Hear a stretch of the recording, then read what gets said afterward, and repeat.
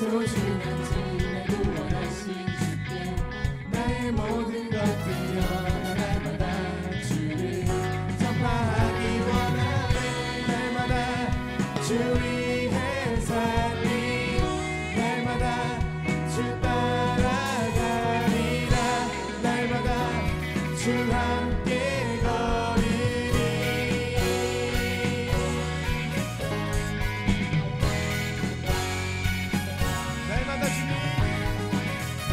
날마다 주님 말씀 위에 서기는 주님을 더욱 알기 위해 기도해. 내 발걸음마다 주님 나를 인도하시니 세상 가운데 빛이 되기 원하네. 날마다 주 위에 살리 날마다 주 따라가리라. 날마다 주 함께 다시 한번 날마다 주 위해 살리 날마다 주 따라가리라. 날마다 주 함께 걸으리. 나 주만 위해 살겠네. 나 주만 위해 살겠네.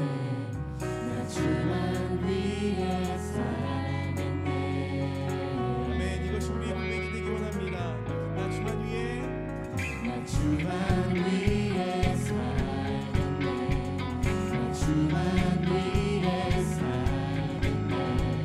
나 주만 위해 살겠네. 다시 한번 고백합시다.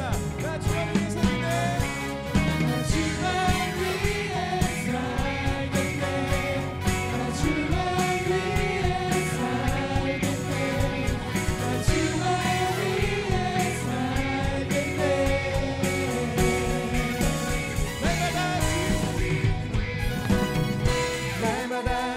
주 위해 살리 날마다 주 따라가리라.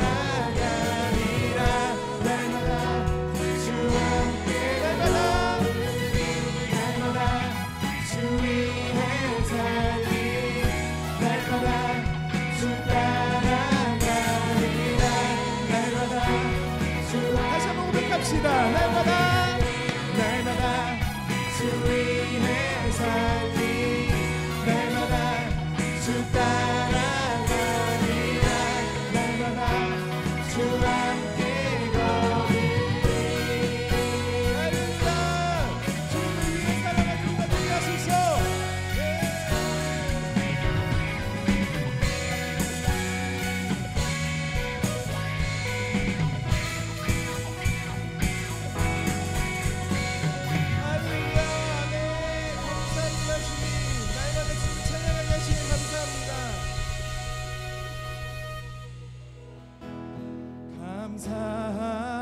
감사함으로 주를 높이며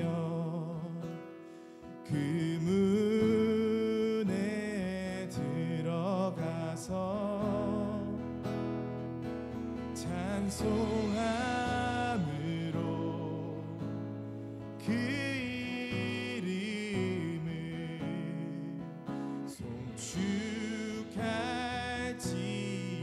송축할지어다. 다시 한번 감사함으로 주를 높이며 그 문에 들어가서 찬송함으로 그 이름을 송축. 다시 한번 고백합시다.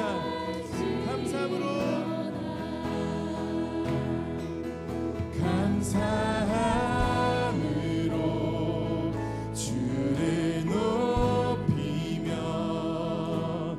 그 문에 들어가서 찬송함으로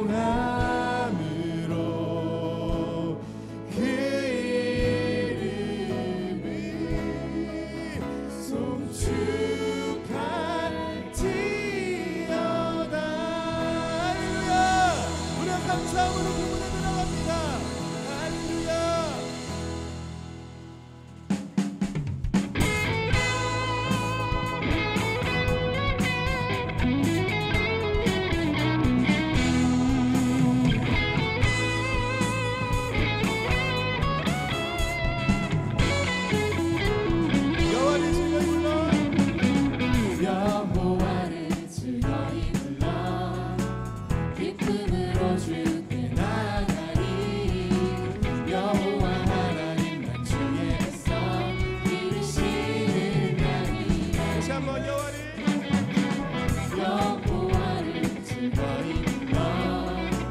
기쁨으로 주께 나가리.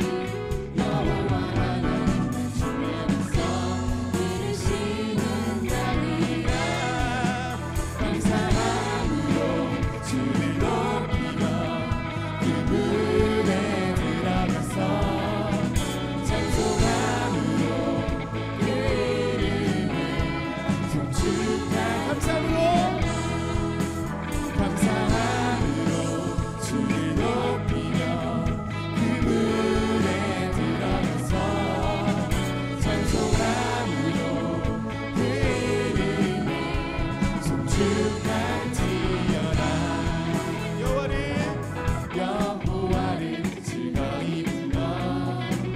기쁨으로 주께 나가리.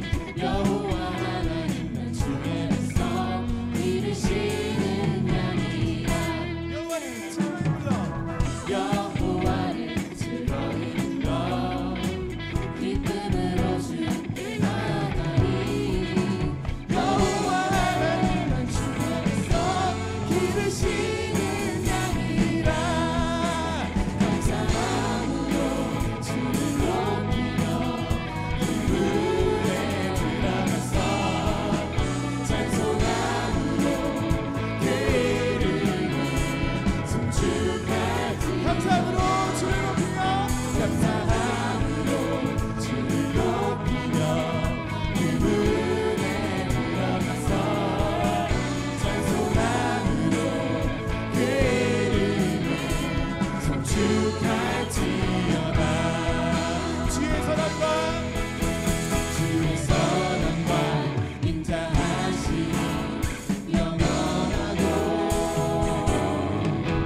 주의 성실하심이 내 배에 미치도다. 감사함으로 주를 높이며 그분에 들어가서 찬송함으로 그 이름을 송축해. 우리 목소리로 고백합시다. 감사함으로 주를 높이며 아멘. 그분에 들어가서 찬송함으로 그 이름을 송축. 다시 한번 목소리로 감사함으로 주를 높이며 그분에 들어가서 찬송함으로 그 이름을 송축할지어다.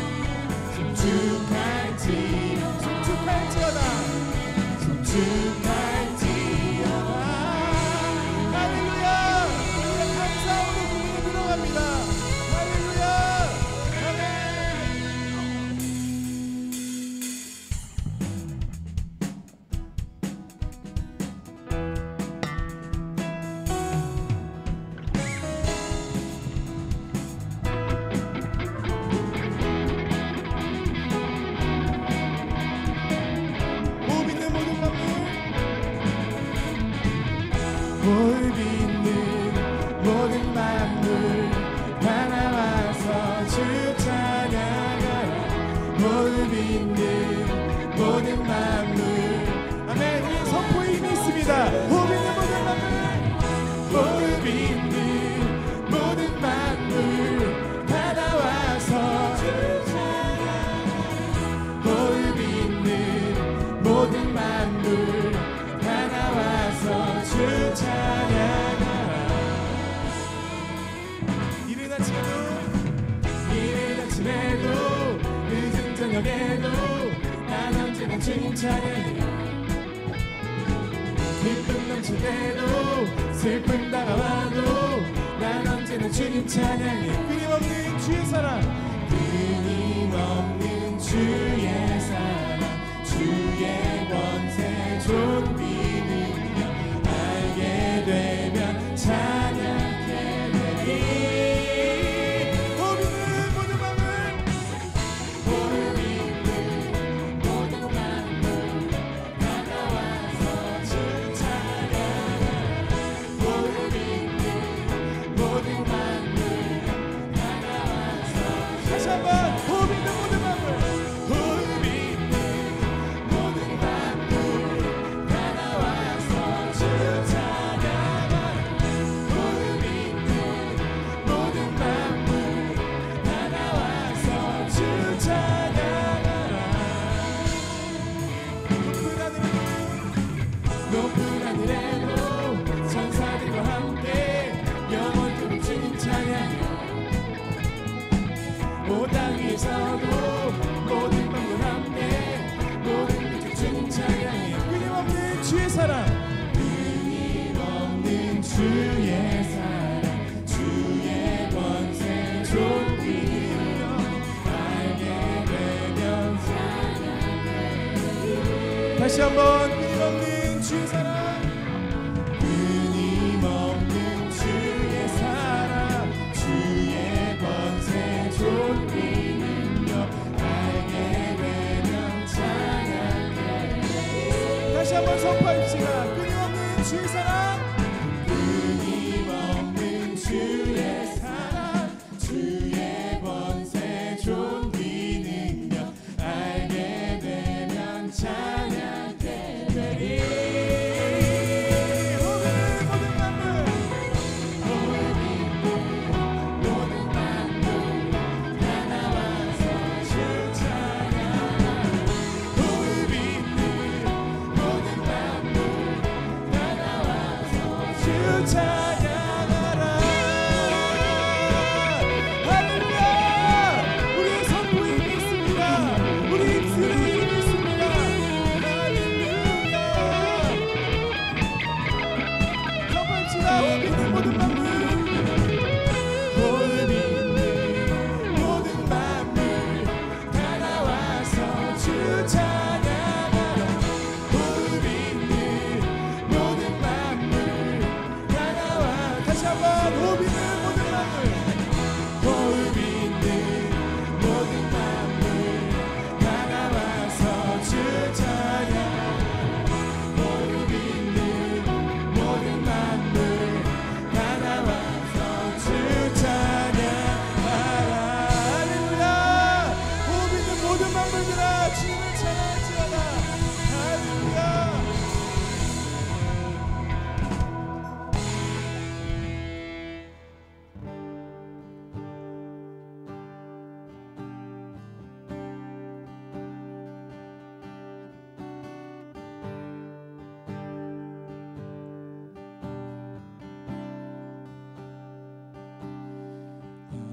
아름답고 놀라운 주 예수와 말로 할 수 없네. 그 증량할 수 없는 위엄, 주님과 같은 분 없네. 한없는 그 지혜와 사랑 그 누구도 다 알 수 없네. 아름답고 놀라운 주 예수와 보좌에 앉은 주님 앞에 내가 서있네. 주 앞에 내가 서있네. 주는 거룩하신 하나님,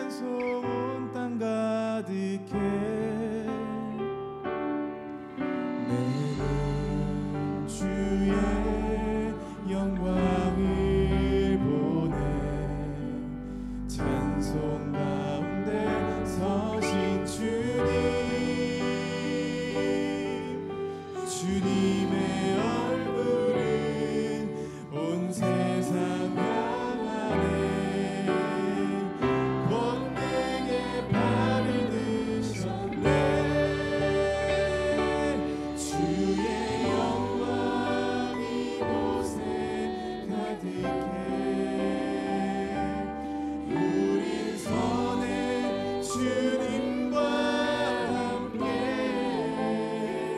찬양하며 우리는 전진하리.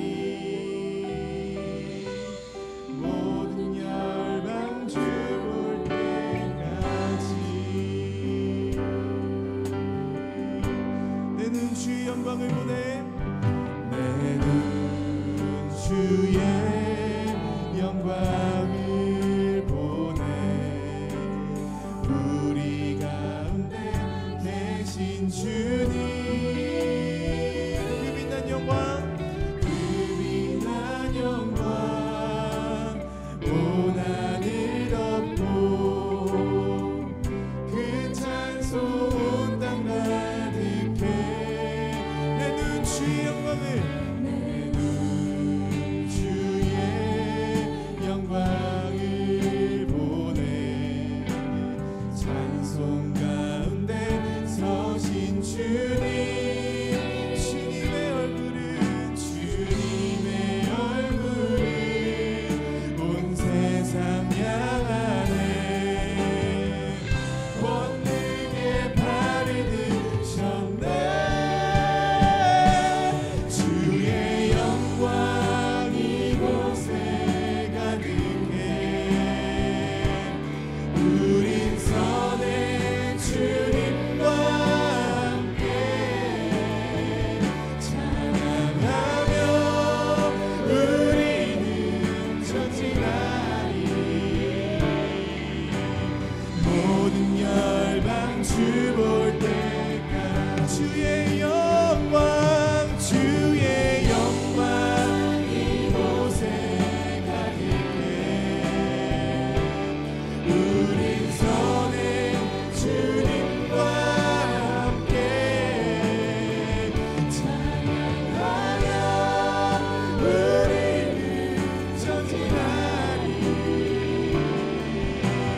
모든 열방 주 볼 때까지 우리 바다 높음 같이 우리 바다 높음 같이 여호와의 영광을 인정하는 것이 온 세상 가득하리라. 우리 바다 높음 같이 우리 바다 높음 같이 우리 바다 높음 같이 세상 모든 민족이 구원을 얻기까지 쉬지 않으시는 주님이십니다. 쉬지 않으시는 하나님 주의 심장 가지고 우리 이제 일어나 주 따르게 하소서. 세상 모든 육체가 주의 영광 보도록 우릴 부르시는 하나님 주의 손과 발되어 세상을 치유하며 주 섬기게 하소서.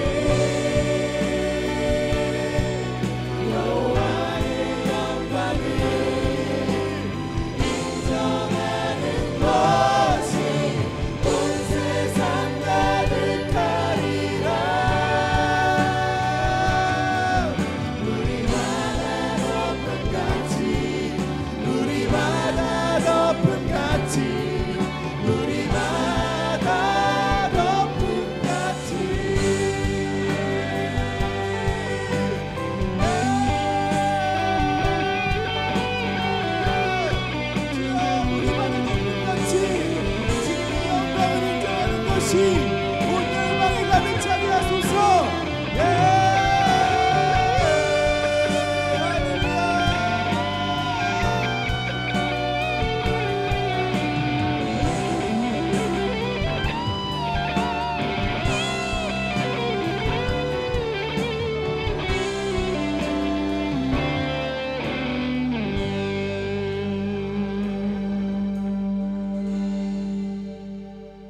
오늘 하나님께서 우리에게 주시는 말씀은 로마서 5장 말씀입니다. 5장 1절에서 21절까지의 말씀이고요. 제가 한 절, 여러분들께서 한 절 그렇게 교독하시겠습니다. 그러므로 우리가 믿음으로 의롭다 하심을 받았으니 우리 주 예수 그리스도로 말미암아 하나님과 화평을 누리자.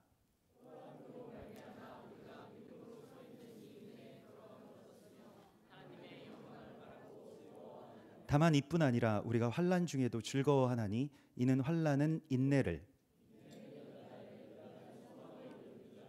소망이 우리를 부끄럽게 하지 아니함은 우리에게 주신 성령으로 말미암아 하나님의 사랑이 우리 마음에 부은 바 됨이니,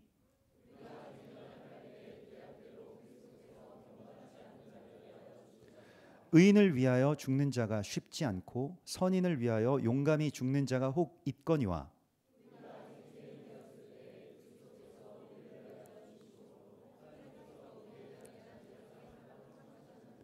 그러면 이제 우리가 그의 피로 말미암아 의롭다 하심을 받았으니 더욱 그로 말미암아 진노하심에서 구원을 받을 것이니,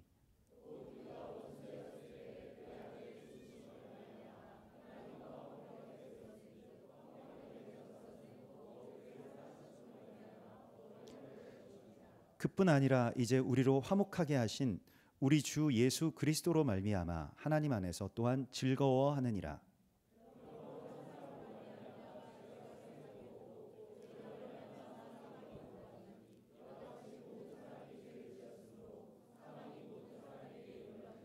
죄가 율법 있기 전에도 세상에 있었으나 율법이 없었을 때에는 죄를 죄로 여기지 아니하였느니라.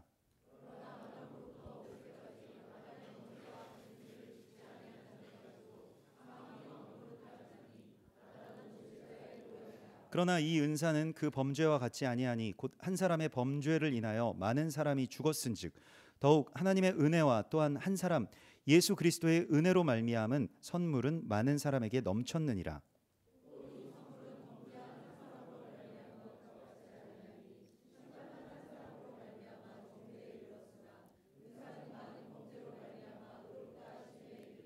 한 사람의 범죄로 말미암아 사망이 그 한 사람을 통하여 왕노릇하였은즉 더욱 은혜와 의의 선물을 넘치게 받는 자들은 한 분 예수 그리스도를 통하여 생명 안에서 왕노릇하리로다.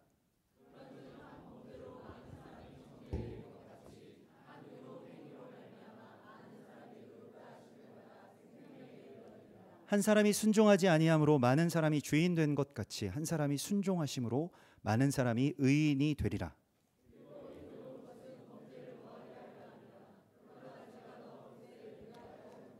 다 함께 이는 죄가 사망 안에서 왕노릇한 것 같이 은혜도 또한 의로 말미암아 왕노릇하여 우리 주 예수 그리스도로 말미암아 영생에 이르게 하려 함이라. 아멘. 한 가지 정말 놀라운 사실은 이 로마서를 본문으로 한 그 설교를 제가 거의 한 적이 없다는 것입니다.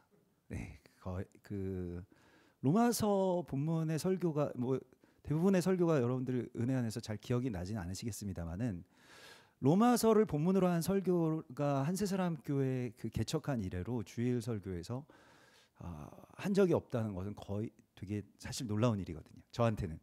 왜냐하면 제가 항상 그 주일 설교의 본문을 하나님께 물을 때에 하나님 우리 정말 사랑하시는 이 귀한 성도님들에게 어떤 말씀을 주시겠습니까? 항상 물을 때에 제가 항상 1순위로 묻는 본문이 로마서 말씀이거든요. 우리 교회가 원래 로마서 11장 11절 그걸로 하나님이 우리 부르시고 이방인과 이스라엘 하나 되는 그 말씀이기 때문에 정말 중요한 말씀인데 웬일인지 아직 준비가 안 됐는데 제가 아마 준비가 안 돼서 그랬는지는 모르겠습니다만은 로마서 설교를 본문으로 한 적이 없습니다. 좀 인용은 이제 많이 했습니다만은요. 저한테는 굉장히 놀랍고 오늘 이 로마서 5장 말씀을 전하라고 하셨을 때에는 되게 큰 그 기회라고 생각이 됩니다.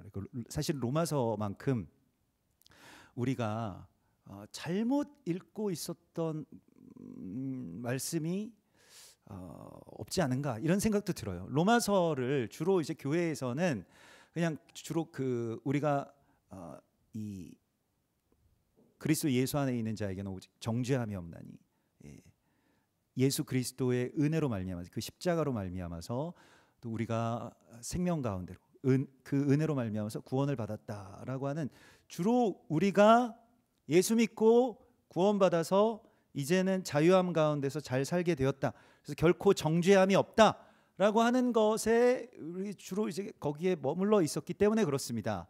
그래서 주로 기독교에서 지난 수천 년, 2000년간 로마서를 이렇게 개인이 구원을 받고 또 로마서의 중심된 두 가지의 기둥이 무엇입니까? 믿음으로 말미암아서 구원을 얻는다. 오직 의인은 믿음으로 말미암아 구원을 얻는다. 또 우리가 그래서 그렇게 은혜로 말미암아서 그리스도 예수 안에 있는 자에게는 결코 정죄함이 없나니 이는 그리스도 예수 안에 있는 생명의 성령의 법이 죄와 사망의 법에서 너를 해방하였습니다. 이 말씀이죠. 자, 그런데 일단 이 말씀이 사실은 이제 우리가 유월절을 지내왔고 여러분들이 유월절 안에서 또 우리 한세사람 교회에 이렇게 하나님께서 여러분들 불러주시고 보내주시면서 이제 원리맨을 열어주셨습니다.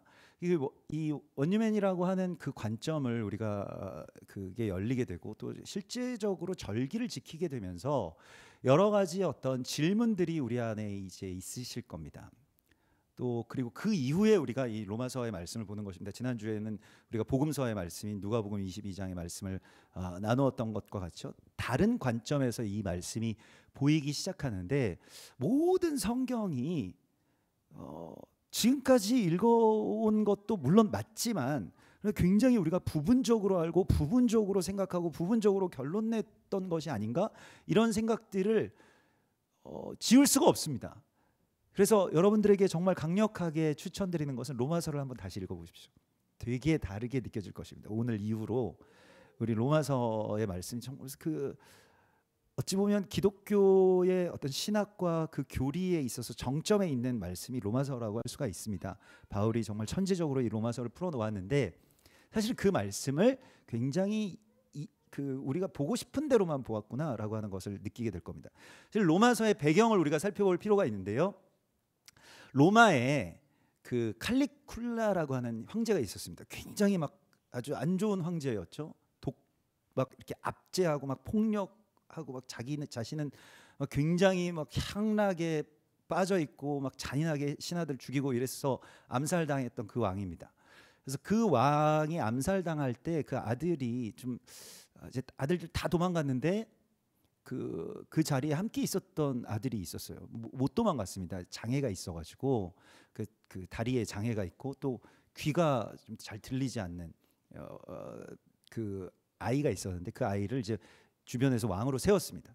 그래서 칼리큘라가 워낙 막 너무 못 살게 굴었기 때문에 좀 그래도 이렇게 좀 핸디캡이 있는 그러한 황제가 있으면 우리 말도 좀 잘 듣고 이렇게 통제가 되겠다라고 해서 황제가 돼서 4대 황제가 이제 그 글라우디오라고 하는 성경에도 등장하는 그러한 황제가 이제 세워지게 됩니다. 글라우디오가 그 황제였을 때에 어떤 명령을 내렸는데 충격적인 명령을 내렸는데 로마에 있는 유대인들을 다 추방시켰습니다. 로마에서 유대인들을 다 나가게 했어요. 그 이유가 그런 이 역사의 기록 가운데 로마사의 기록에 남아 있는데 그리스도라고 하는 사람을 추종하는 그 유대인들 때문에 적잖이 소요가 일어나고 그리고 이 사회가 막 흔들리게 됐기 때문에 유대인들을 추방시켰다는 거예요. 그래서 유대인들이 추방을 당했는데 유대인들이 로마 사회에서 곳곳에서 굉장히 요직들을 맡고 있었기 때문에 돌아가지 않는 거예요. 그래서 5년 만에 다시 이제 추방령을 거두어 드립니다. 그래서 유대인들 다시 와도 된다. 그래서 유대인들이 다시 돌아왔어요. 근데 문제는 이제 그 로마에 있던 교회 안에서 5년 만에 들어온 유대인들이 이방인들이 이제 그 주도하는 교회가 됐잖아요.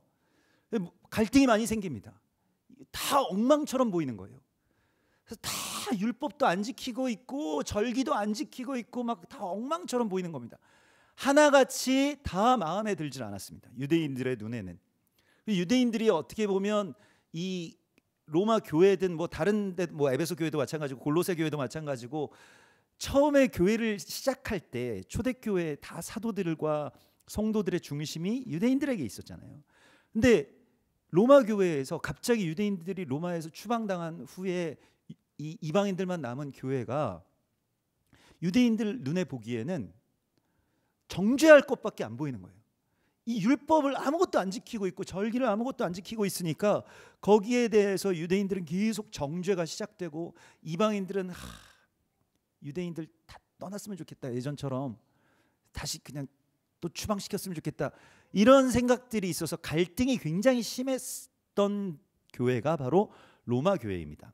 그래서 이 배경에서 로마 교회에게 편지를 쓴 것이 로마서예요. 그러면 우리가 예전에는 그냥 이거 우리에게 주시는 우리의 어떤 영적 양식으로서만 우리가 받아들였는데 지금은 이 말씀이 실제적인 필요가 있습니다.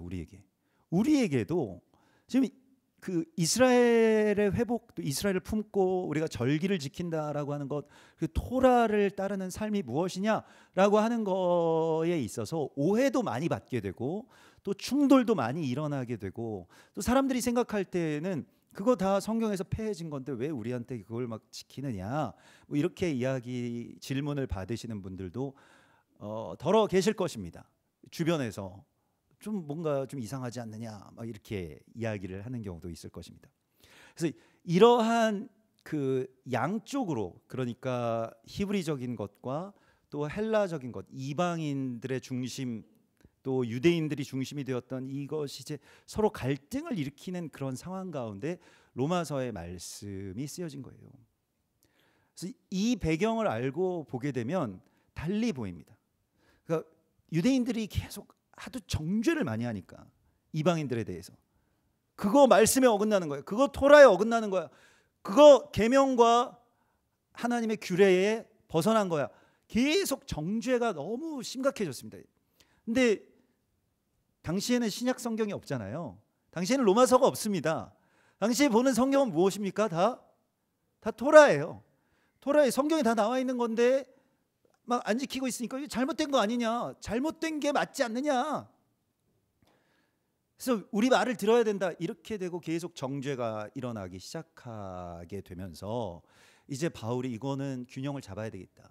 너무 히브리적으로 율법의 근거에서 사람들을 정죄하는 것은 잘못된 것이다.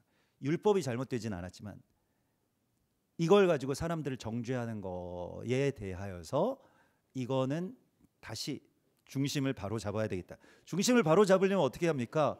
반대 방향, 이게 기울어져 있는 반대 방향으로 무게를 두어야 되겠죠.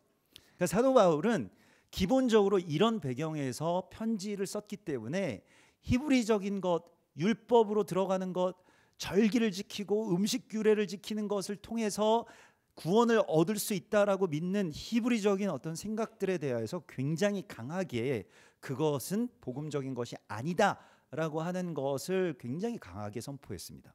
그래야 균형을 잡을 수가 있기 때문에요. 그래서 다시 그런 배경으로 보게 되면 로마서 8장의 말씀도 그러므로 그리스도 예수 안에 있는 자에게는 결코 정죄함이 없나니 라고 하는 것은 그 정죄가 누구로부터의 정죄입니까? 유대인들이 이방인들 정죄하는 거예요. 생명의 성령의 법이 있는데 죄와 사망의 법, 그 토라가 이제 죄와 사망의 법인데 그 죄와 사망의 법의 가치가 있긴 있습니다. 그런데 그것만으로 모든 율법을 다 이야기할 수는 없다. 그게 율법의 전부가 아니다. 그래서 율법의 완성은 예수하다, 예수가 그리스도다라고 하는 것을 선포한 것이 이제 로마서의 말씀입니다. 그래서 로마서를 다시 한번 읽어보십시오. 되게 놀라운 일이 생길 거예요. 그래서 제가 지난번에 이제 이스라엘 갔을 때 그 샤밧 예배 때 초대를 받아서 샤밧 그 이제 우리 선교사님 그 계신 곳에 이제 초대를 받아서 갔는데 와, 세상에 그렇게 맛있는 양고기를 처음 먹어본 거예요.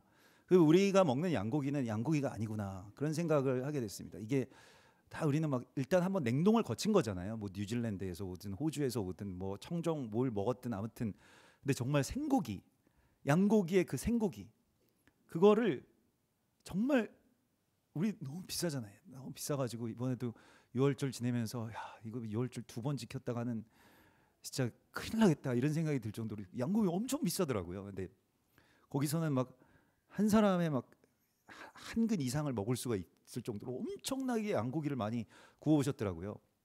감사하게도 같이 가신 우리 동행한 우리 성도분들은 이렇게 조금씩만 이렇게 새 모이 드시듯이 조금씩만 드시고 그래가지고 나머지 제가 막 다 먹으라 그러는데 정말 양고기를 그렇게 감동적으로 막 먹은 적이 없습니다. 이렇게 막 먹고 있는데 옆에 어떤 선교사님 표정이 안 좋고 하나도 안 드시는 거예요. 그래서 왜 안 드시나 뭔가 좀 속이 안 좋으신가 그 전까지 기분이 좋으셨거든요. 같이 이렇게 동행하면서 뭐 하여튼 얘기도 막 농담도 하고 그러는데 갑자기 어두워지셨더니 양고기 안 드시는 거예요. 그래서 조심스럽게 물어봤습니다. 왜 안 드시나요? 그랬더니 한참 이렇게 좀 망설이시다가 말씀을 하시는데 제가 정말 죄송한데 말씀드려야 되겠다고 말씀을 하시는데 이 양고기를 어디서 사셨습니까? 물어보시더라고요. 그 대접하신 분한테.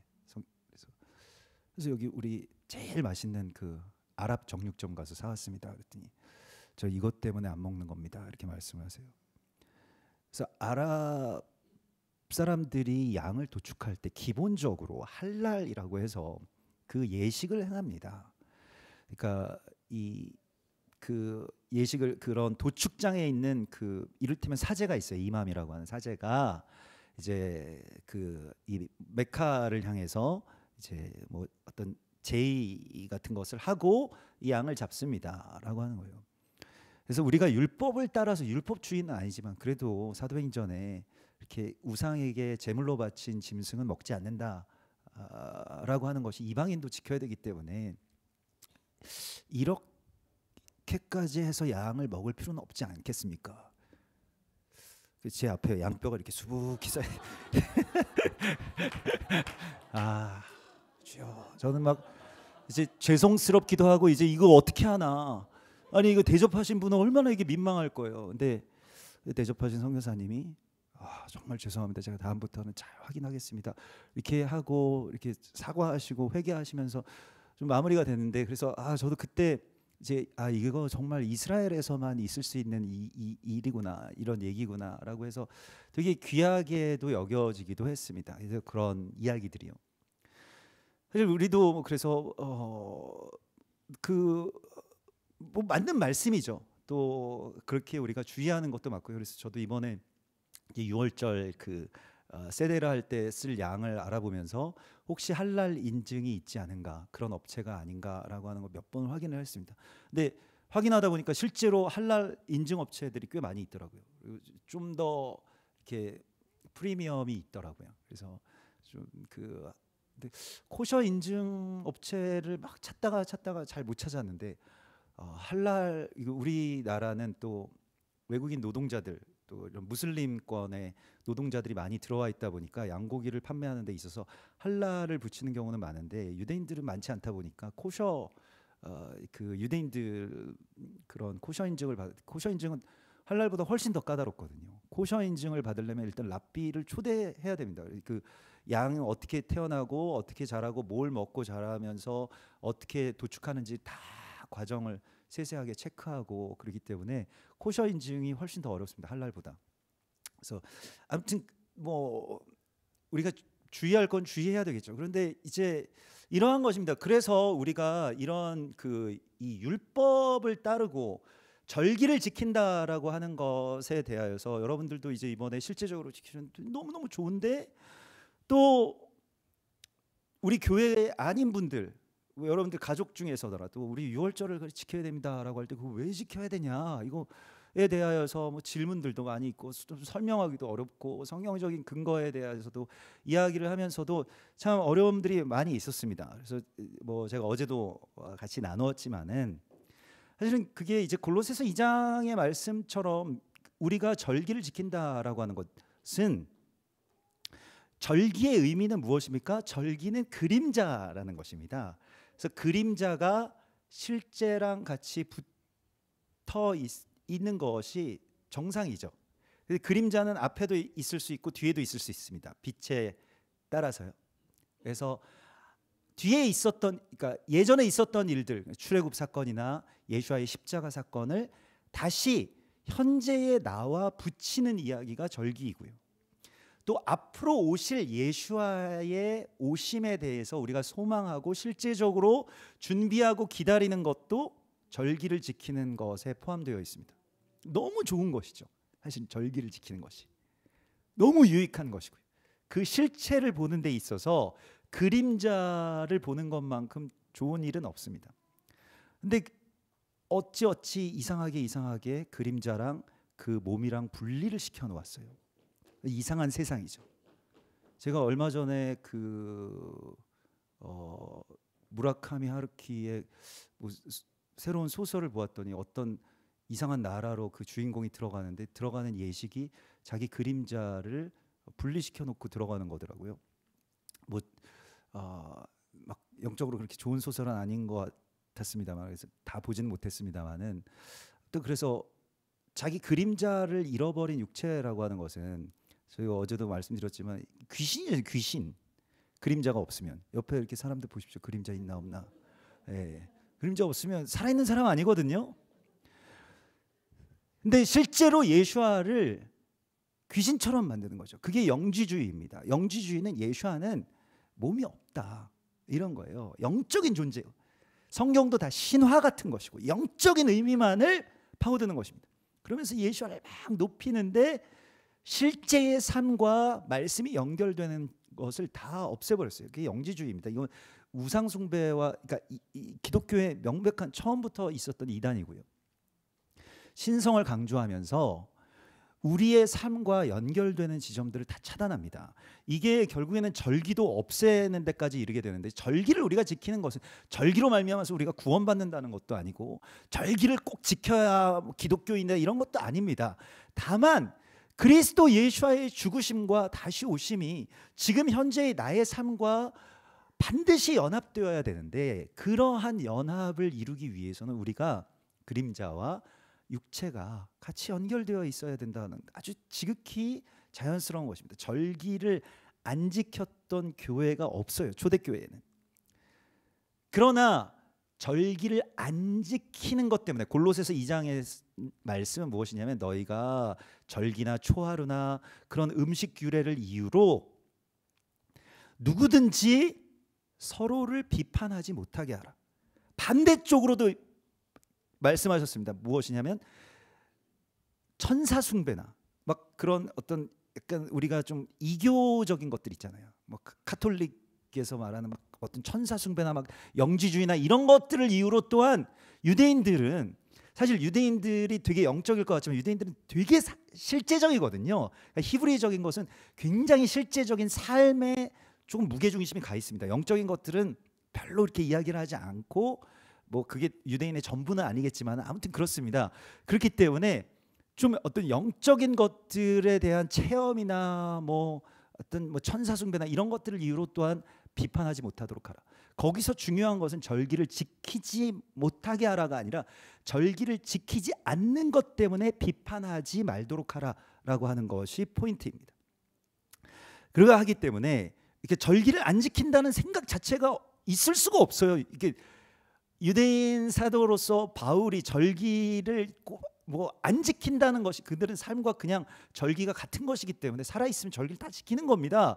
근데 그래서 절기를 안 지킨다는 건 없지만은 절기를 안 지키는 이방인들을 정죄하거나 비판하지 말아라. 이게 골로새서 잘 읽어보시면 그렇게 되어 있습니다. 로마서에 오늘 주님께서 우리에게 주시는 이 5장의 말씀, 로마서에 어떻게 보면 앞에 1장에서 5장까지 또 6장에서 그 이후에 뭐 12장, 13장까지의 말씀들, 특별히 11장까지의 말씀들의 어떤 중심을 잡고 있는 말씀이라고 할 수가 있는데요. 이 배경에 대하여서 아까 전에 유대인과 히브리인들과 이방 성도들의 어떤 갈등, 또 여기에서 유대인들이 어떻게 보면 그 정죄를 하는 입장이 되니까 이방인들은 유대인들을 되게 꺼려하고 이제 이렇게 돼서 갈등이 생기는 이러한 지점들 가운데서 이거를 우리가 화평함 가운데로 들어가자라고 하는 말씀이 로마서 5장의 말씀입니다. 로마서 4장의 말씀은 혈통적인 아브라함의 후손만 아브라함의 후손이 아니라 믿음으로 말미암은 모든 사람들이 다 아브라함의 후손이다라고 하는 말씀이 4장에 있고요. 그런 맥락에서 이제 쭉 나오게 되는데, 그러니까 로마서를 다시 한번 읽어보세요. 완전히 다르게 느껴집니다. 근데 여기에서 이제 오늘 1절에서 그러므로 우리가 믿음으로 의롭다 하심을 받았으니, 이것은 율법의 행위로 우리가 절기를 지켰다고 해서 의로운 거는 아니죠. 그것 때문에 의롭다 하심을 받는 것은 아닌데 오직 의롭다 하심은 그리스도 예수를 믿음으로 예수 십자가로 말미암아서 우리가 의롭다 하심을 받은 거였습니다. 우리가 유월절을 지켰기 때문에 의로운 게 아니고요, 유월절의 어린 양의 보혈로 말미암아 의롭게 하심을 입었습니다. 당연한 이야기지만 그러나 이게 주객이 전도될 때가 있다는 것입니다. 유월절 지켜야 의롭다 하심을 얻을 수 있어. 그건 잘못된 것이죠. 그래서 그냥 뭐 그런 거 골치 아프니까 그냥 다 지키지 말자, 뭐 이렇게 된 시대에 우리가 지금 살고 있고요. 근데 여기에서 그러면 우리가 믿음으로 의롭다 하심을 얻었는데, 그럼 율법은 우리의 죄가 죄라고 하는 것을 깨닫게 해주는 기능이 있습니다. 그래서 율법의 기능은 무엇입니까? 우리가 율법이 있어야 우리가 이건 죄구나라고 하는 것을 알게 된다는 것입니다. 13절에 보면 율법이 있기 전에도 죄가 있었지만 세상에 있었으나 율법이 없었을 때에는 죄를 죄로 여기지 아니하였느니라. 율법이 정말 중요하죠. 율법 없이 은혜만 있으면 어떻게 됩니까? 사람들이 다 좋은 거야, 막 다 용서받잖아. 우리 다 좋은 게 좋은 거잖아. 아무렇게나 살아도 돼요, 진짜로.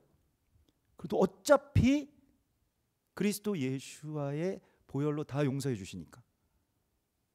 그러니까 죄에 대해서 율법이 없으면요 엄청나게 큰 문제가 생겨버립니다. 구원도 이상해져요. 구원을 받은 사람들이 오히려 더 이상하게 살아도 상관이 없다라고 하는 이상한 대로 막 흘러가게 됩니다. 그 율법이 그 브레이크를 잡아줘야 되고요. 자동차에도 브레이크가 있고 악셀레이터가 있어야 되잖아요. 율법이 그 브레이크의 역할을 해줘야 됩니다. 브레이크가 어찌 보면 운전하는 데 있어서 더 중요하죠. 악셀레이터는 그냥 뭐 조금만 밟아도 되잖아요. 근데 브레이크는 없으면은 큰일 납니다.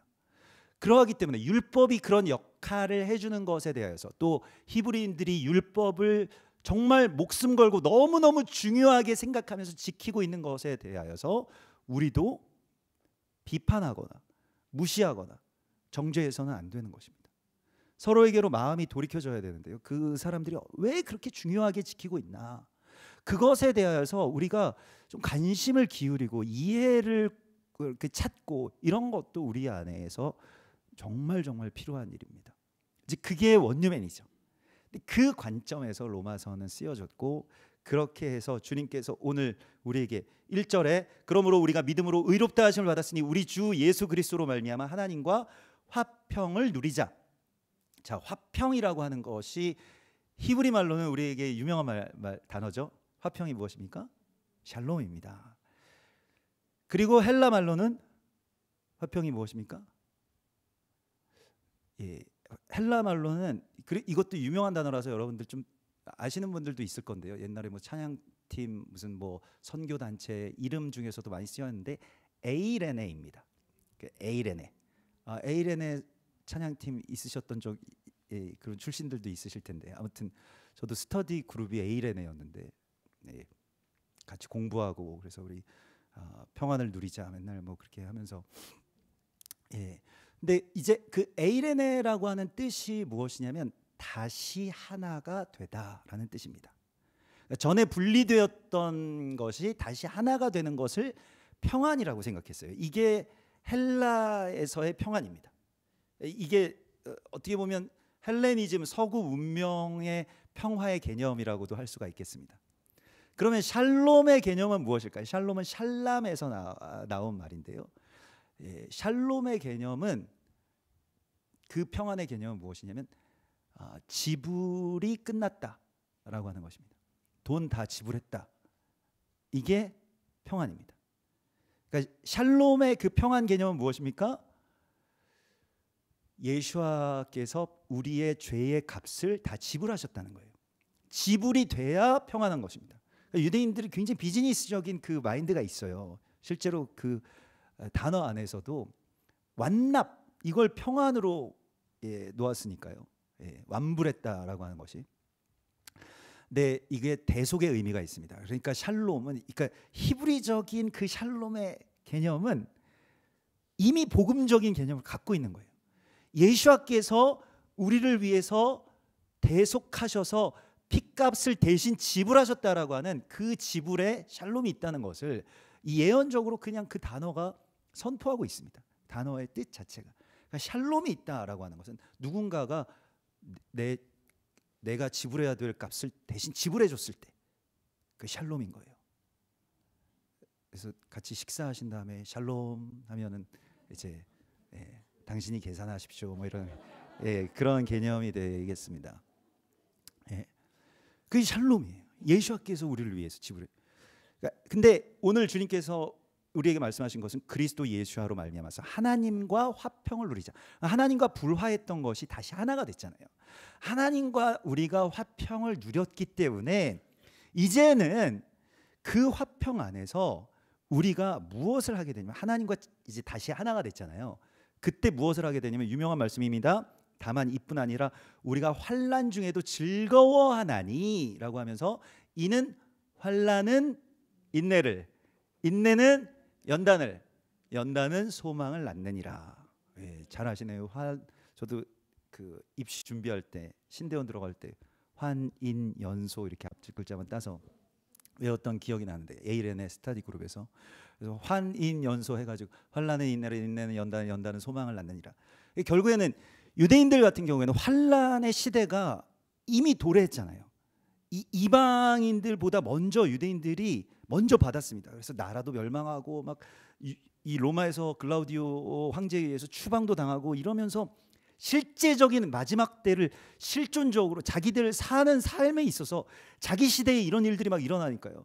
여러분들 다 막 직업 가지고 잘 살고 계시는데 갑자기 다 나가 이렇게 되면 어떻게 되겠습니까?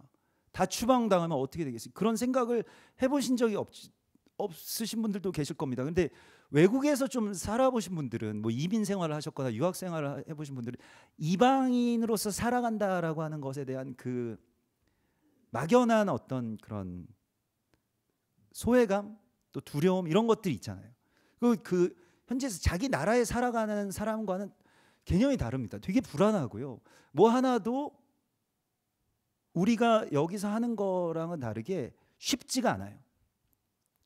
이를테면 뭐 어디 병원에 가는 것이라든지 기본적으로 뭐 운전하는 것이라든지 뭐 어디 학교에 들어가는 것이라든지 뭐 어떤 신분증을 발급받는 것이라든지 완전히 다 다른 개념이죠. 여행을 하는 것도 마찬가지고 다 다른 개념입니다. 완전히 이방인으로서 그렇게 살아가는데 유대인들을 그렇게 살다가 환난을 겪게 되고 환난에서 인내 또 인내에서 연단을 하게 돼서 결국에는 어떤 일들이 있냐면 여기에서 소망을 품게 되느니라 이렇게 되어 있습니다. 자, 소망이라고 하는 단어 오늘 헬라어 되게 유명한 단어 두 단어를 배우게 되는데요. 한 단어가 에이레네 평안이고 소망이라고 하는 단어 여러분들 이 출신들 많으실 텐데 소망은 바로 엘피스입니다. 엘피스 뭐 엘피스 선교회, 엘피스 성가대, 엘피스 여전도회, 뭐 엘피스 남성교회 뭐 많았죠. 엘피스가 소망입니다. 근데 이것은 무엇이냐면 내가 기꺼이 그렇게 생각한다라는 뜻입니다. 그러니까 엘피스라고 하는 것은 생각에 그런 길을 내는 거예요. 길이라고 하는 것은 자꾸 거기를 왔다 갔다 해야 길이 납니다. 그래서 내가 그 생각을 많이 하는 거예요. 무엇이냐면 유대인들이 이방인들을 생각할 때 지금 보면 너무 엉망이잖아요. 토라를 막 알지도 못하고 막 무분별하게 그냥 다 은혜만 강조하면서 이거 다 잘못됐다고 하고 막 여러 가지로 그러면서 예수와를 믿는데 점점 삶이 더 망가져가지를 않나? 교회에 여러 가지 문제들이 막 생기는데 뭐 그 우상에게 바쳐진 그 뭐 양고기를 먹지 않나, 무슨 뭐 음란을 행하지 않나, 이런 여러 가지 것들이 막 교회 안에 많이 들어오게 되고, 이거가 다 사실은 토라가 없기 때문이라고 하는 것을 유대인들이 안타까운 마음으로 바라보게 되었던 것입니다. 마찬가지로 이방의 성도들은 유대인들에 대해서 너무 율법주의적이다, 이거 예수님께서 다 그런 거 폐하셨는데 왜 그걸 지켜야 되냐, 이런 식의 어떤, 지금으로 치면 지금 교회가 많이 치우쳐 있는 그 지점으로 많이 치우쳐 버리게 된 것이죠. 근데 이제 주님께서 우리에게 말씀하시는 것은 서로에 대해서 우리가 화평을, 하나님과 화평을 이루었기 때문에, 샬롬을 이루었기 때문에 우리가 해야 될 일은 무엇이냐면 소망을 품는 것이라고 말씀을 하시고 있습니다. 근데 그들을 하나님께서 온전케 하실 날이 있을 것이라고 하는 생각을 기꺼이 하는 거예요. 소망이라고 하는 것은 다시 한번 말씀드리지만 내 생각의 길입니다. 내가 그렇게 생각하고 싶은 거예요. 내가 그걸 원하는 거예요. 그렇게 생각하는 걸 원하는 거예요. 이 사람에 대해서 정죄감만 있다면, 이 사람의 지금 현재만을 보고 막 심판을 한다라고 한다면 원유맨이 다 깨지죠. 지금 그런 경우를 굉장히 많이 봅니다. 뭐 잘못된 것에 대하여서 저에게 같이 좀 증오하지 않는다고 해서 저를 뭐 만약에 그런 뭐 너도 잘못됐구나 이렇게 생각하게 되는 그런 것이 오늘날에 되게 많이 있거든요. 예수님께서는 죄인과 세리들의 친구셨지만 죄인도 아니셨고 세리도 아니셨습니다. 이게 되게 중요한 거예요. 그리고 죄인과 세리에게 너희 그렇게 살아도 돼라고 말씀하신 적도 없습니다. 다만 친구셨죠. 그리고 그들에게 소망을 품으셨습니다. 그래서 너희 그렇게 살지 않아도 돼. 돌이키는 데에 있어서 야, 너 왜 그렇게 살아? 너 그렇게 살면 지옥 가. 이렇게 하지 않으셨지만 예수님께서 찾아가시고 교제하셨던 그 수많은 죄인, 세리, 창기들이 다 그렇게 살지 않았죠. 참된 회개 가운데로 나왔죠.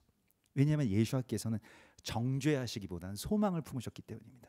지금 너가 그렇게 살고 있지만 그래, 그거 네가 연약하기 때문에, 우리가 다 죄인이기 때문에 그렇게 살았지만은 이제는 그렇게 살지 않아도 돼 라고 하는 이 소망을 가지고 그들을 품으셨기 때문에 그들이 변화될 수 있었던 것입니다.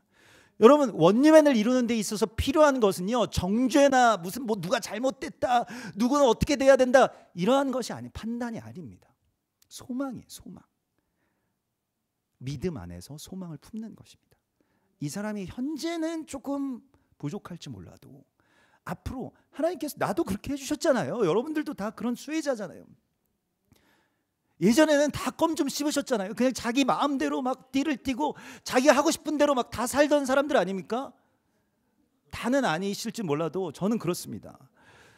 근데 그렇게 살다가 하나님이 딱 붙들어 주셔가지고 성령이 막 임하고, 저는 지금 이 앞에 그래도 막 졸린데도 막 앉아서 막 그래도 앞자리에 이렇게 앉아 있는 우리 자녀들을 보면요, 진짜 존경스럽다니까요. 이 아이들이 너무너무 귀하잖아요. 그래도 어떻게든 막 은혜의 제일 앞자리에서, 여러분들 다 좀 나중에 나가시면서 격려해 주십시오. 이런 애들이 없습니다, 세계에. 다른 교회 분들이 깜짝 놀라신다니까요. 아니, 이거 청소년들이 원래 다 막 어른들 보면 피하고 막 뒤에 가서 막 숨어가지고 뭐 화장실 가서 막 담배 피고 막 이래야 되는데, 얘네들 막 여기 와가지고 제일 앞자리에 앉아 있고 막 찬양하고 막 인도하고 이러니까 도대체 무슨 일이 있는 거냐 여기에, 이렇게 이야기를 하시잖아요. 기적이 일어나고 있는 거죠, 사실은 우리가. 그렇지만 또 저 뒤쪽에 앉아 있는 우리 청소년들이 있다면 또 축복합니다. 제 자리가 그 자리였거든요. 그러니까 언젠가는 또 사모하는 마음이 막 부어지면 또 나중된 자가 먼저 되잖아요. 제 친구들 중에 한 명도 제가 목사 될 것이라고 생각하는 사람들이 없습니다. 저는 맨 뒷자리에 앉아 있었거든요. 다 생각하기 나름 아니야? 막 제 뒤에서 막 오류를 막 생각하고, 저 목사님 저거 설교 잘못하시는데 막, 그것도 귀한 거거든요. 그래도 뭔가 설교에 대해서 잘못한다라고 하는 것을 생각한다라고 한다면요. 또 그런 분들도 있으시죠. 그래서 좀 감사하게 생각하는데 아무튼 그렇게 우리가 소망을 품는 거예요. 소망이라고 하는 것은 내가 자꾸 그렇게 생각하는 것입니다. 먼저 그걸 바라봐 주는 거예요. 그래야 얘네들이 잘 클 수가 있지 않겠습니까? 유대인들이 정말로 그리스도 예수 안에서 그 안에서 이방인들과 하나가 되고 이런 것들에 대해서 소망을 품으라고 말씀을 하시고 있는 것입니다. 그래서 우리가 오늘 11절의 말씀을 보면 그뿐 아니라 이제 우리로 화목하게 하신 우리 주 예수 그리스도로 말미암아 하나님 안에서 또한 즐거워하느니라. 즐거워하느니라도 뭐 번역이 나쁜 번역은 아닙니다만은 여기서 즐거워하느니라라고 하는 것이 카우마이라고 해서 이거는 뭐 유명한 단어가 아니기 때문에 여러분들 기억을 안 하셔도 되는데 카우마이 즐거워하느니라를 요즘 좀 유행어가 지났습니다만은 요즘 말로 하면 플렉스 하느니라 이렇게 되는 것입니다. 우리가 자랑할 거 요거 하나다 이런 거예요. 카우마이 무엇입니까? 그리스도 예수로 말미암아서 우리가 자랑하느니라. 이 자랑이라는 거예요. 내가 자랑할 거 막 뭐 세상의 어떤 성취도 아니고 돈도 아니고 학벌도 아니고 아무것도 아니고 나의 뭐 외모도 아니고 내 옷도 아니고 나의 화려한 삶 내가 어제 먹었던 뭐 그런 거 아니고 나의 카우마이 이 플렉스는 무엇이다? 예수 그리스도다. 예수 그리스도가 자랑인 거예요. 얼마나 자랑스럽습니까? 예수아가. 그러니까 자랑할 게 막 우리가 있는 거야. 너희가 막 중간고사 망했어도, 그지? 자랑할 게 있는 거야. 나의 자랑은 내가 잘난 이유는 예수아 때문이죠. 예수아 나랑 함께 계시잖아요. 내 안에 계시고 내가 예수아 안에 있고. 심지어는 여러분들 눈에 안 보이셔서 그렇지 너희들 눈에는 지금 보이는 사람 있냐? 주변에 막 천사들이 있는 거예요. 천사가 와서 막 같이 호위하고. 가끔 제가 뭐 좀 이상한 사람 취급을 받을까 뭐 드러내놓고 말씀은 안 드립니다만은 기도회 우리 하잖아요. 매일 기도회 할 때 사람이 적을 때에는요 천사들이 정말 옵니다. 화음 소리가 들려요. 계속 누가 화음을 넣고 있고 막 건반을 치고 있는데 눈을 뜨고 보면은 없어요. 아무도 있을 리가 없죠. 근데 너무 천상의 화음 막 천상의 막 멜로디가 막 들려오는데 제가 좀 이상해지나 막 이렇게 생각을 하다가도 너무 실제적으로 들리니까 그래서 천사들이 같이 찬양하고 있구나, 같이 기도를 돕는구나 이렇게 생각하니까 너무 힘이 되더라고요. 정말로 하나님께서 이렇게 보내시잖아요. 그래서 우리가 같이 합력하게 하시고 또 같이 주를 찬양하는데 천사들이 안 오겠습니까? 그러니까 너무너무 좋은데 그래서 우리가 우리의 자랑이라고 하는 것이 내가 어떤 의가 있어서도 아니고 내가 무엇을 행하여서도 아니고 아무것도 아닌데 예수 그리스도께서 나의 자랑이다라고 하는 것을 선포하라는 것입니다. 그래서 결론적으로 오늘 아담과 그리스도에 대해서 나오는데 아담이 오실 그리스도에 대한 그림자였다는 거예요. 그래서 우리 아이들이 두 가지 우리 집 아이들 얘기입니다. 우리 아들들이 두 가지 원망이 있는데 한 가지가 미국 사람으로 태어나지 않은 거. 내가 미국에서 태어났어야 영어를 좀 하는데 이렇게 영어 때문에 고생할 줄은 모르겠다. 그래서 제가 항상 그 얘기 들을 때마다 야 니네 참 뭐 공부 많이 하는 줄 알겠다. 사람들이 들으면 그것 때문에 뭐 고생하는 줄 알겠다 막 얘기. 고생도 안 하면서. 근데 아무튼 미국 사람으로 태어나지 않은 것과 그거 원망하다가 좀 잘 안 되면은 이제 아담이 범죄한 거. 우리가 아담 그놈 때문에 지금 에덴에서 쫓겨나가지고 괜히 여기 나와가지고 지금 엄마한테 막 구중 듣고 막 고생하면서 이거 막 이렇게 힘든 이 인생을 우리가 살아야 되겠냐 막 이러면서 서로 막 그런 얘기를 해요. 원죄만 아니었어도 그지 우리가 다 모든 것은 다 아담 때문이라는 거예요. 얘네들 얘기로는. 그래서 거기에 대한 답이 로마서 5장에 나와 있는 것입니다. 5월 5일 로마서 5장. 이게 되게 귀한 말씀인데요. 아담이 범죄한 것 때문에 인류가 죄를 뒤집어 쓰게 됐잖아요. 그래서 얘네들은 막 원망을 하잖아요. 그게 일종의 어떤 히브리적인 사고입니다. 누구가 잘못했기 때문에 우리가 잘못될 수 있다 이런 거예요.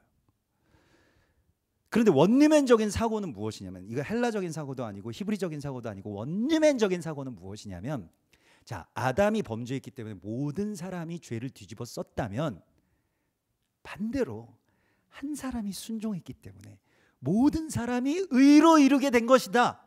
예. 그러니까 그림자만 보는 게 히브리적인 것이라고 한다면요. 그림자와 실체를 붙여서 보는 게 원리맨적인 것입니다. 그래서 야 아담이 범죄를 해가지고 모든 사람이 죄를 뒤집어 썼어? 그거 잘 됐네. 그러면 한 사람이 순종함으로 말미암아서 모든 사람이 죄에서 벗어날 수 있다는 거 아니겠어? 이게 원리맨적인 사고입니다. 소망을 품는 거예요. 정죄하기보다 소망을 품는 것입니다. 여기에서 다른 관점이 분명히 있다는 거예요. 이게 죽이는 관점이 아니라 살리는 관점이 있다는 것입니다. 그래서 이 원리맨적인 이 사고가 이미 성경에 아주 가득 차 있는 거예요. 누구 하나는 죽여야지 세상이 평화로워집니까? 지금 그런 시대에 살고 있잖아요. 나머지는 다 잘못됐으니까 다 없어져라. 교회에서도 다 없어져라. 다 죽어라. 뭐 이런 세상에 우리가 살고 정말 끔찍한 세상에 살고 있거든요. 정말 잔인한 세상에 살고 있습니다. 예? 다 죽이지 않으면 너도 그 사람이지. 너도 한패지. 이런 세상에 살고 있다니까요. 예? 그러니까 한패는 아니지만 미워하진 않습니다. 그런 게 어딨어. 다 미워해야지. 이렇게 되는 이 세상 가운데 우리가 살고 있습니다. 원리맨은 그렇지 않습니다. 소망을 두고 잘못된 것은 잘못된 것이라고 바로 말할 수 있고요. 율법이 있어야 돼요. 잘못된 것인데 은혜로 다 모든 것이 잘못되지 않은 것이라고 이야기해서도 안 되고요. 그거는 문란한 것입니다. 잘못된 것입니다. 그런데 또한 그렇다고 해서 모든 것을 정죄하고 다 지옥불에 떨어져라 저주의 통로가 되어서도 안 되는 것이죠. 그럼에도 소망을 품는 것, 이것이 원리맨입니다. 그래서 한 사람의 순종함으로 말미암아 많은 사람이 의에 이르게 되느니라 이렇게 말씀하세요. 이게 구약의 히브리 제사에도 그대로 드러나 있고요. 제사장이 백성들의 죄를 짊어지고 1년에 한 차례씩 나아가서 대속죄일에 백성과 열방을 위해서 속죄의 제사를 온전하게 드리면 백성들이 대속의 수혜자가 됩니다. 이게 제사장과 백성의 관계죠.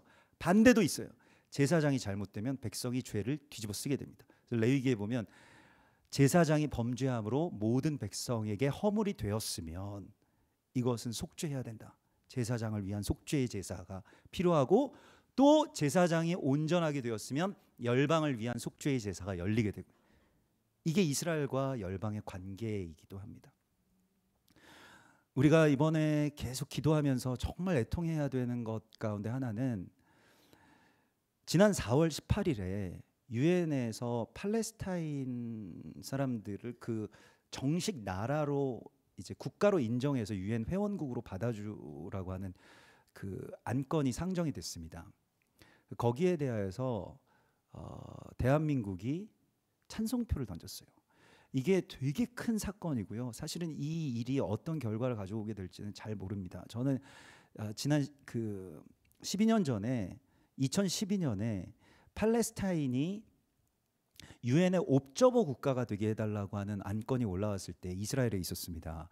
그때 여리고에서 엄청 울면서 기도하고 중보하시는 분들이 깨어서 이거 우리가 찬성하지 않게 해달라고 통과되지 않게 해달라고 이렇게 많이 기도했거든요. 이스라엘을 이제 팔레스타인이 정식적인 국가 지위가 아니라 옵저버 자격만이라도 유엔에 갖게 해달라. 그러니까 그냥 참관할 수 있게 해달라. 뭐 이런 정도였는데, 근데 그때는 한국이 반대는 하지 않고 이제 기권을 던졌습니다. 그때도 막 되게 많이 애통했거든요. 그래서 우리 어떻게 될까? 이 나라가 정말 이스라엘 편에 서지 못하는 것에 대해서 근데 이번엔 찬성을 던졌거든요. 이 찬성을 던져서 우리는 잘 모르지만 그 주 이스라엘 한국 대사가 초치됐습니다. 이스라엘이 정식으로 항의를 했어요. 초치라고 하는 것은 뭐 일본이 독도는 일본 땅 뭐 이렇게 하면은 우리 대사 불러가지고 뭐 꾸짖는 거거든요. 이런 일이 지난달에 있었습니다.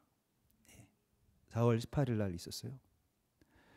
뭐 정치에 대해서 여러분들 관심이 많으신 분들도 있고 없으신 분들도 있으시겠습니다. 뭐 외교에 대해서도 마찬가지고요. 그러나 교회가 이러한 일들에 대하여서 우리가 정말로 깨어서 기도하고 이러한 모든 결정들은 또한 어떤 대표 한 사람의 또 어떤 그러한 표결이 아니라 온 국민들의 어떤 신앙과 또 생각과 연결된다고 하는데요. 그래서 반면에 이제 아랍 국가들은 이제 한국은 우리의 친구다라고 해서 되게 이제 뭐 시각이 많이 달라졌다고, 그래서 그거를 또 뭐 외교적인 어떤 성과라고 이야기를 하기도 합니다만은 우리가 앞으로 좀 기도를 많이 해야 될 것 같습니다. 이거에 대하여서는 이거는 언약적인 관계에서 이스라엘을 축복하는 편에 우리가 늘 서게 해달라고 하는 기도가 계속 필요한데 좀 기도가 많이 부족했구나 이런 생각 때문에 많이 회개하게 됐습니다. 뭐 누가 잘못됐다 이런 말씀은 아니지만 결과적으로는 여기에 대한 책임이 대가를 우리가 지불해야 될 때에 그런 일들이 올 것입니다. 2012년에도 그 이후에도 계속 나라가 뭐 국가적으로도 좀 이 반유대적인 것들로 막 이렇게 좀 치닫는 어떤 그런 몇 가지의 일들이 있었어요. 사건 사고들이 있었는데 그것 때문에 되게 많이 좀 불안하고 많이 그랬습니다만 우리 한국 사회도 굉장히 그 이후에 많은 대가들을 지불했던 것으로 저는 알고 있습니다. 우리가 이제 그 앞으로의 어떤 시간들 속에서 우리가 그럼에도 불구하고 이 나라와 또 한국 교회 안에 소망이 있습니다. 우리 자녀들도 있고요. 여러분들 동역자들, 우리가 소수이지만 그러나 원님 안에 동역자들이 있습니다. 우리 교회 성도분들도 계시고 또 그래서 이 소망을 품고 우리가 한국 교회를 위해서 기도하고 또 이스라엘을 향해서 우리 마음을 품고 또 같이 그리스도 예수와의 한 몸을 이루는 그러한 역할을 하게 될 것을 믿습니다. 그리고 여러분들 한 분의 그 순종이 이 마지막 때에 너무너무 중요하다고 하나님께서 말씀하십니다. 그 순종의 열매를 여러분들의 삶 가운데 가득 채우시기를 주님의 이름으로 축원합니다. 우리 같이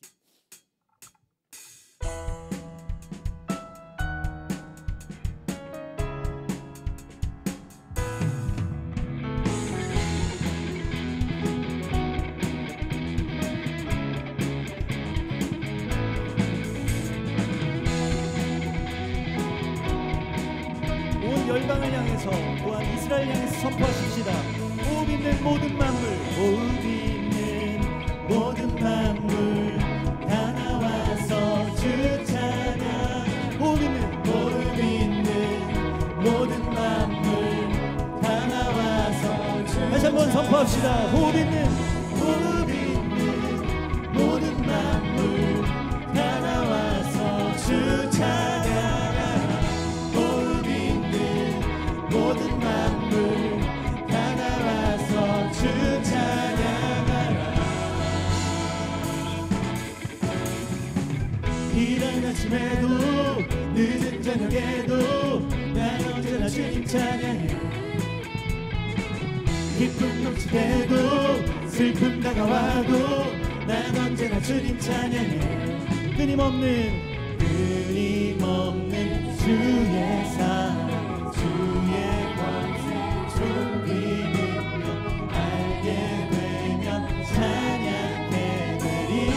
끊임없는 주의 사랑, 끊임없는 주의 사랑, 주의 권세 존귀 능력 알게 되면 찬양. 다시 한번 우리 이스라엘 바라보시면서 끊임없는 주의 사랑, 끊임없는 주의 사랑, 주의 권세 존귀 능력 알게 되면 찬양.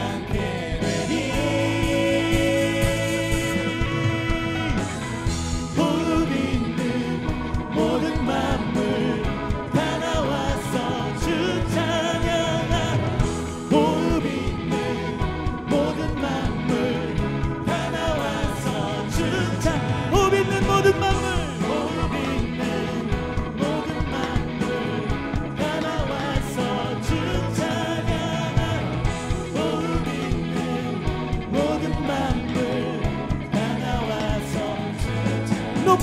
위에서도 높은 하늘에도 천사들과 함께 영원토록 주님 찬양해. 온 땅 위에서도 모든 만물 함께 모든 민족 주님 찬양해.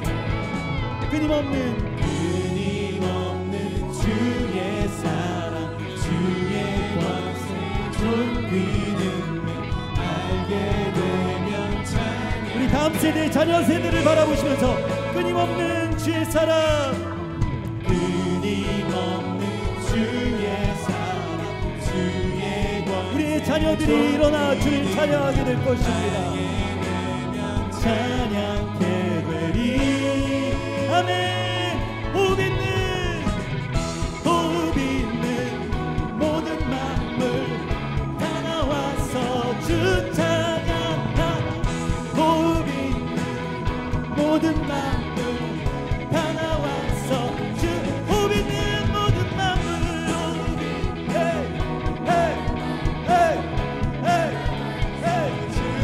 다 나와라. 호흡 있는 모든 만물 다 나와서 주 호흡 있는 모든 만물 다 나와서 주 찬양하라. 호흡 있는 모든 만물 다 나와서 주 찬양하라. 할렐루야. 호흡 있는 모든 만물들이 주를 찬송하는 것입니다. 아멘.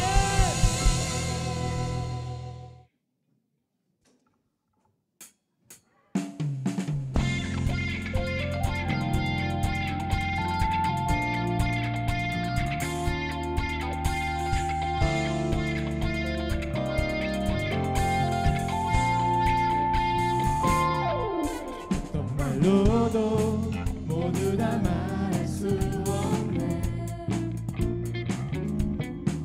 내게 차고 넘치게 채워주시는 은혜. 무슨 노래로 이것을 모두 말할까.